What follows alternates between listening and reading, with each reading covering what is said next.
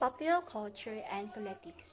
So, the relationship between popular culture and politics is complex and multifaceted, with each other influencing and shaping the other significant ways, and it provides opportunities for political engagement, cultural expression, and exchange ideas within the society. So,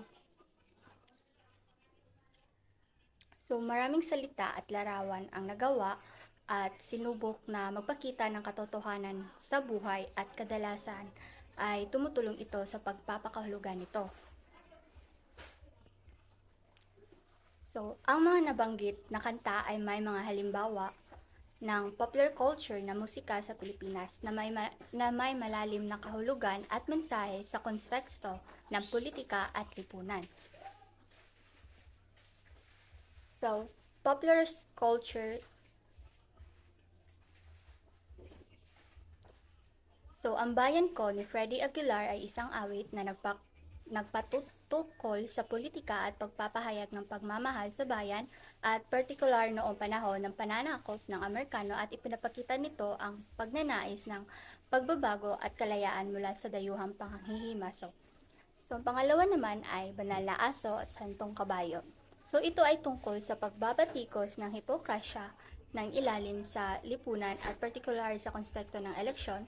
So, ang title nito ay nagpapahiwatig ng pagiging hipokrito ng mga tao at nagpapakabanal sa balit hindi sumunod sa kanilang mga sinasabi.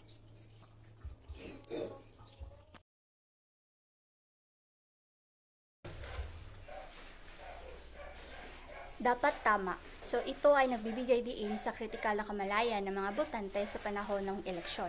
So, ipinapakita nito ang bawat isa ay may pananagutan sa pagtutulak ng pagbabago ng sistema at sa pagtatakwil sa katawilian sa lipunan. So, ang pang-apat naman ay Tatsulok. So, ito ay isang kanta na kumakatawan sa hindi pantay ng sistema ng lipunan na may pabor sa ruling class o may kapangyarihan. Ang Tatsulok ay isang simbolo ng pyramid ng lipunan na nagpapakita ng kakayahan at hindi pantay, at kung saan ang mga nasa tuktok lamang ay yun lamang ang mga pinakikinggan ng sistema.